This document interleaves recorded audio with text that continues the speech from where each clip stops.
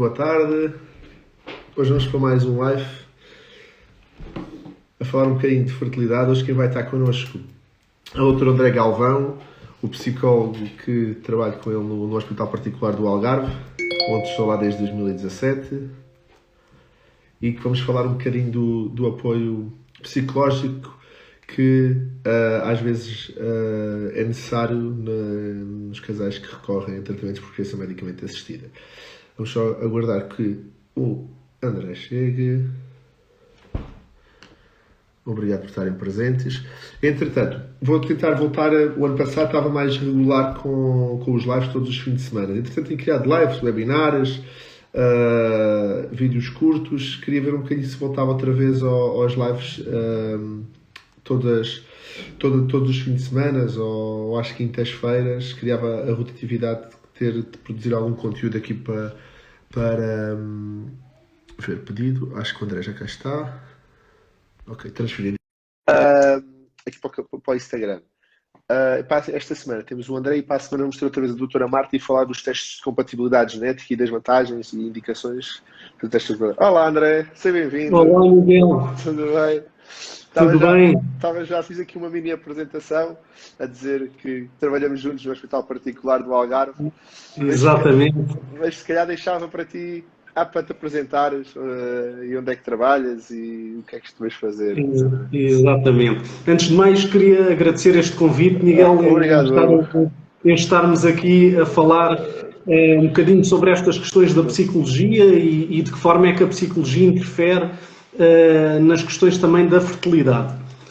Portanto, o meu nome é André Galvão de Castro, eu sou psicólogo clínico, trabalho no grupo HPA, portanto no Hospital Particular do Algarve, no Departamento de Saúde da Mulher, onde dou lá as minhas consultas e onde trabalhamos juntos, onde temos a particularidade de partilhar ali as consultas. Acho que até às vezes é o mesmo gabinete, que eu vou segundas e terças ao Hospital Particular do Algarve. Acho que o gabinete que usamos até costuma ser o mesmo, que às vezes já tenho lá visto coisas, ficas lá. Exatamente. Olha, como eu tinha, obrigado por teres aceitado aqui o desafio de participares no live comigo. Eu comecei este projeto acho que estive a rever há pouco, porque andei a criar os podcasts e a rever os podcasts. Agora no meu site estão lá uma zona de podcasts e podem aceder aos podcasts e ao Spotify e todos os vídeos que eu produzo no Instagram, no Instagram há podcasts. Acho que o primeiro foi dia 15 de junho que produzi. E às vezes o que eu trago para aqui é um bocadinho explicar que a consulta de apoio à fertilidade é multidisciplinar. Já trouxe várias pessoas a falar, endocrinologistas, urologistas, nutricionistas, enfermeiras, e a psicologia é uma das áreas que eu muitas vezes referencio para ti, porque noto que existe algum apoio e traz uma mais-valia para os tratamentos. Mas isto da psicologia e a fertilidade já vem de há muito tempo, não é, André? Exato. Eu gostaria de fazer aqui portanto, uma breve visão histórica desta questão, porque nós não podemos falar de fertilidade ou de infertilidade sem falar também aqui um bocadinho nas barreiras que vão sendo construídas na própria mulher e no próprio homem enquanto seres humanos, enquanto pessoas. E se nós andarmos aqui um bocadinho para trás, Miguel, nós verificamos que estas questões têm um peso enorme, porque as mulheres crescem, por exemplo, no caso da mulher, a mulher cresce quase com a obrigação de ter que ser mãe, não é? Portanto, olhando um bocadinho até para as suas próprias brincadeiras enquanto criança, nós verificamos que a mulher brinca com as bonecas, reproduz quase o que é ser mãe, quase de uma forma inata e transmitida também e observada pelas próprias mães. Portanto, brincam de cozinhas, às cozinhas, a fazer os alimentos, tudo no sentido de ser uma boa mulher e uma boa mãe. Relativamente ao homem, Miguel, também verificamos que há quase também uma obrigação em ser aquela figura de referência forte, que tem que aguentar tudo, e, portanto, isto traz-nos algumas limitações quando há um embate, pronto, neste caso, quando há alguma limitação em termos de reprodução. E isso também causa ansiedade, esse padrão típico causa um grande impacto na ansiedade. Exatamente, a pessoa ao confrontar-se com estas limitações, quando traz no seu património, na sua carga, quase a obrigação de ter que ser mãe, ter que ser pai, e que só esta é que é a forma perfeita, de um modo errado, não é? Ao confrontar-se com esta limitação, gera uma ansiedade tremenda, não é? Com a qual a pessoa se vai confrontar. Não é? E muitas das vezes, por exemplo, essa imagem típica da mulher que tem que ter filhos, esse impacto, voltas um bocadinho a ideia da questão quando nós falamos e há um diagnóstico de infertilidade e é necessário recorrer a tratamentos por procriação medicamente assistida. E os nossos tratamentos não são 100% eficazes. Ou seja, há várias.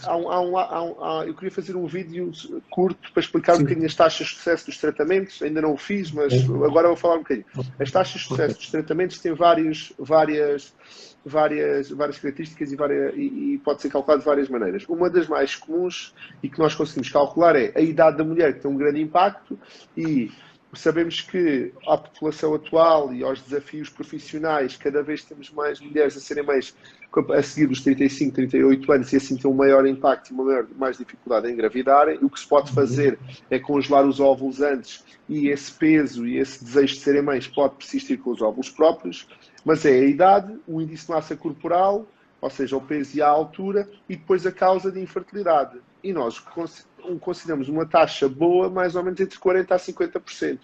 A maioria dos meus casais partem para os tratamentos com 30% de taxas de sucesso. Ou seja, gerir tudo isto, mesmo com tratamentos por procriação medicamente assistida, com taxas de sucesso de 30% a 40%, é difícil. E nós, é difícil tanto partir para o tratamento, há dois picos, é tanto a decidir o tratamento e depois gerir os resultados do tratamento.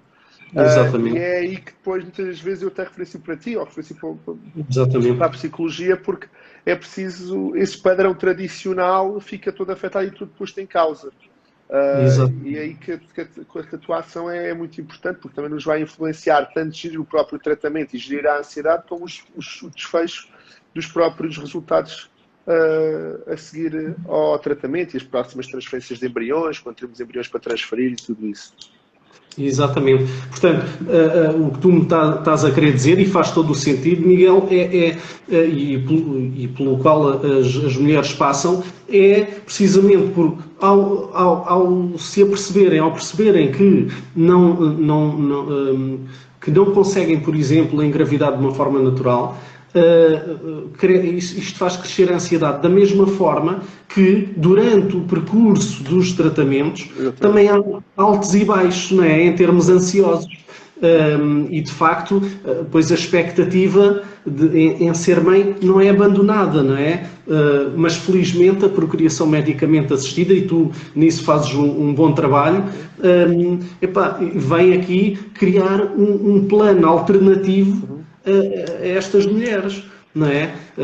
Mas de facto a ansiedade acompanha do princípio ao fim, portanto, este processo, não é? Nós estamos a focar nas mulheres, mas, por exemplo, quando vem à minha consulta e há um diagnóstico de um fator masculino puro, por exemplo, uma azoospermia, que não há espermatozoides, notamos que o impacto que falaste inicialmente sobre a mulher há um impacto sobre o homem, ou seja, o homem, para saber, eu não consigo ter filhos, não consigo proporcionar o desejo familiar, porque o problema é meu. Muitas das vezes, quando são coisas graves, eu digo, olha, isto acontece, é tranquilo, não há problema, mas se precisarem, tem aqui um consultor de psicologia, porque esse peso tanto pode ser para o homem como para a mulher. E mesmo assim, quando há só na mulher ou só no homem, é uma ansiedade global, porque não conseguimos definir quem é que é culpado ou não pelo processo. Miguel, aliás, a questão da infertilidade não é uma causa da mulher ou uma causa do homem, não é? É uma causa do casal. Porque é o casal que engravida, não é só a mulher. Portanto, seja num casal heterossexual, seja num casal homossexual, feminino. Portanto, é global. E por isso é importante também criarem-se aqui algumas estratégias.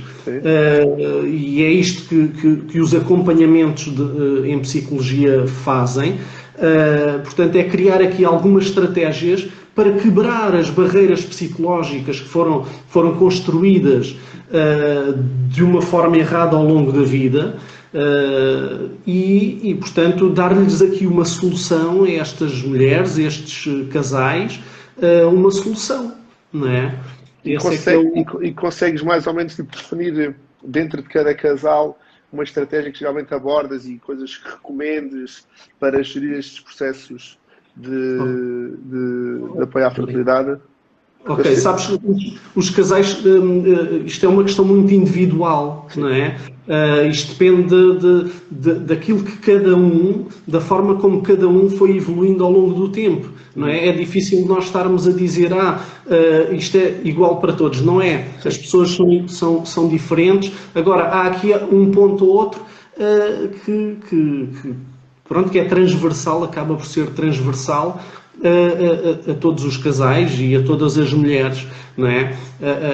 Agora, é importante que haja aqui um diálogo, acima de tudo, entre o casal, porque a tendência é as pessoas fecharem-se, e ainda há pouco, quando nós estávamos a falar sobre a questão a forma como a mulher vai assimilando as suas brincadeiras enquanto menina, quando estávamos a falar sobre isso, olha, agora eu não, acabei por não falar nas questões de mais tarde, até enquanto adulta, o facto de verem as próprias amigas a engravidar, ao serem confrontadas com o facto de então, mas tu não engravidaste ainda, então, mas não estás grávida, então, mas tu não queres ter filhos, então, não é? Isto faz com que a mulher se acabe por fechar e deixar de comunicar, ao ponto em que, enquanto casal, o casal depois também deixa de falar sobre o tema, não é? E isto causa, portanto, uma angústia muito grande, uma angústia que depois vai ser desconstruída em consulta de psicologia. Isso é uma coisa que eu às vezes noto. Há casais de múltiplas causas.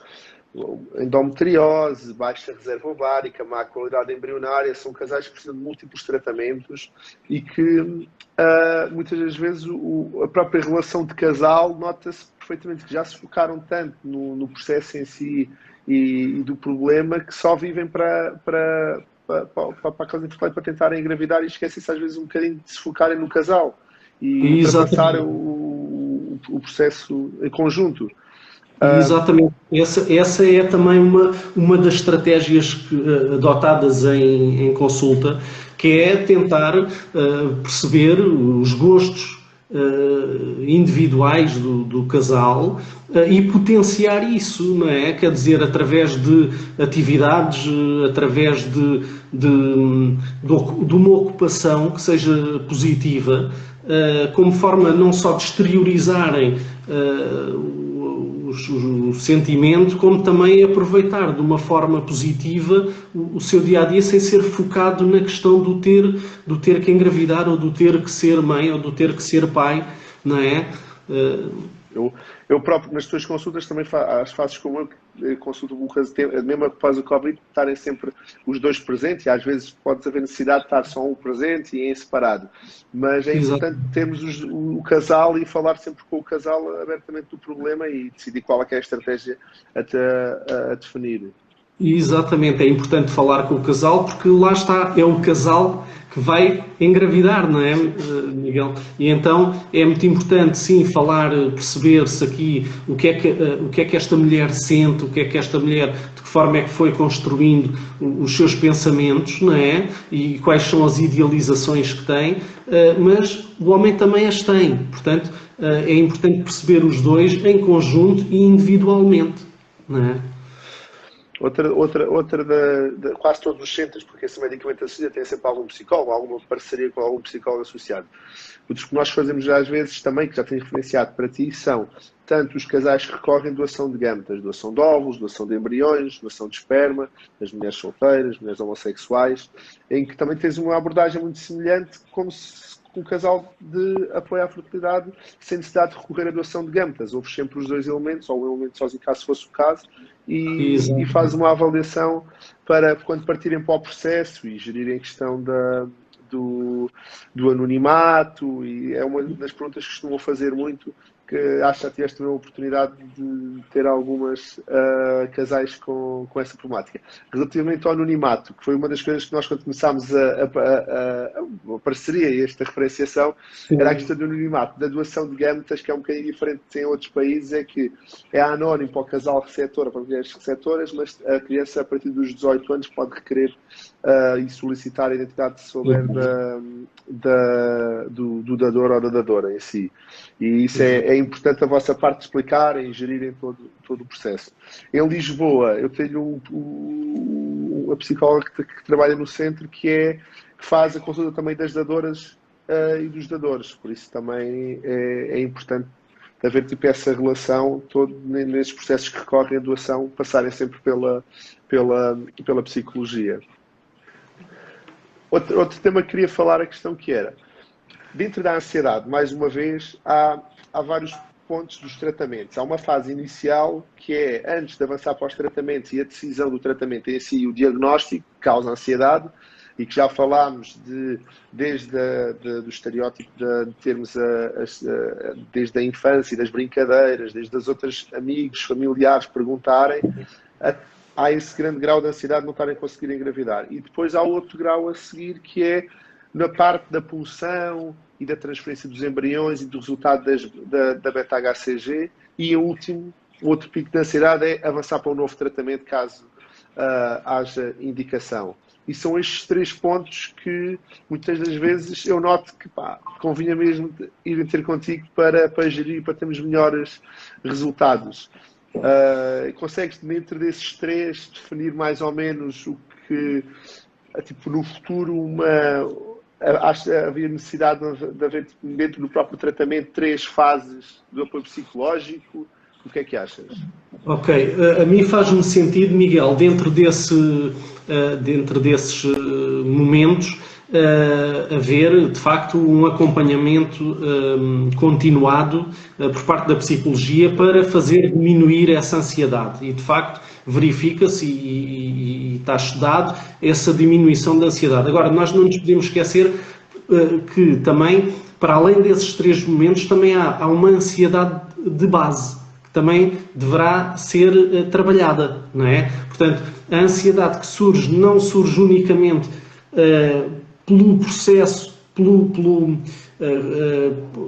derivado ao momento em si, mas sim porque há uma ansiedade de base que tem que ser trabalhada antes de tudo, não é? Aliás, fala-se hoje em dia muito na ansiedade e na influência da ansiedade portanto, neste processo da fertilidade, não é? E de facto há estudos, há um estudo conhecido de 2016 que fala sobre estas questões desta influência na infertilidade, mas também nós não nos podemos esquecer que esta questão é uma questão orgânica, não é? E por isso estes tratamentos que tu aplicas fazem todo o sentido, porque é criar aqui um plano B ou um plano C, depois mediante as situações criam-se outros planos, não é? Mas é criar de forma a devolver aqui a estas mulheres, a estes casais, algum bem-estar, não é? Essa parte que falaste dos artigos, existem mesmo métodos, eu já falei aqui de um dos métodos, que é o método Fertility, em que avalia 12 pilares. Nós já fiz o webinar da fertilidade, também dos pilares da fertilidade, tem um bocadinho a ver com isso, em que um dos pilares tem a ver o próprio stress e ansiedade. e recomendam antes de avançar para o tratamento ter esse pilar estável e consciente para partir para os outros. Eles falam desde a nutrição, os estilos de vida, o sono, a importância do sono. Muito importante o sono. Na fertilidade depois também causa também distúrbios da ansiedade, uma supressão do sono e número de horas de sono de qualidade. Exatamente. Aliás, a pessoa, Miguel, desculpa, a pessoa privada do sono nem tem capacidade para pensar, quer dizer, não é? E, portanto, por consequência, acaba por não dar a melhor resposta pronto, perante as adversidades, perante momentos, se calhar, mais frágeis, não dá a melhor resposta. Portanto, o sono é uma das questões muito importantes nesta matéria, como outras, como, portanto, atividades exteriores, atividades em casal. Há um conjunto de comportamentos que as mulheres podem adotar para facilitar, não é? Para fazer diminuir este stress, esta ansiedade e potenciar aqui resultados mais positivos. De resto, por isso, já falámos um bocadinho historicamente de psicologia e fertilidade, da ansiedade, da influência da ansiedade da psicologia nos tratamentos por regressão medicamente assistida, a necessidade do psicólogo, tanto nos casais que recorrem a procriação medicamente assistida sem recorrer à doação de gametas, como os que recorrem à doação de gametas, e depois as estratégias lineares para conseguirmos diminuir a ansiedade e optimizar os resultados, e o ideal é termos uma vigilância personalizada e contínua durante todo o processo. E adequada a cada casal. E adequada a cada casal, personalizado. Essa tratamento personalizado é muito importante, porque mesmo no próprio nos tratamentos tem de sempre ajustar os tratamentos a cada casal para conseguir trazer os melhores resultados e o melhor conforto. Exatamente. De resto, André, achas que há mais assim algum tema que queríamos da psicologia, a fertilidade a abordar?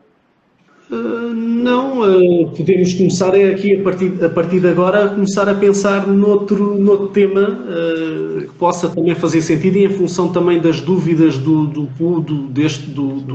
público que aqui está presente, para trabalharmos também futuramente nesse sentido. Hoje, por acaso, acho que não há nenhuma pergunta, mas geralmente enviam perguntas mais por mensagem privada. E se eu ouvir que tenham alguma, eu depois reenvio para ti. Está bem.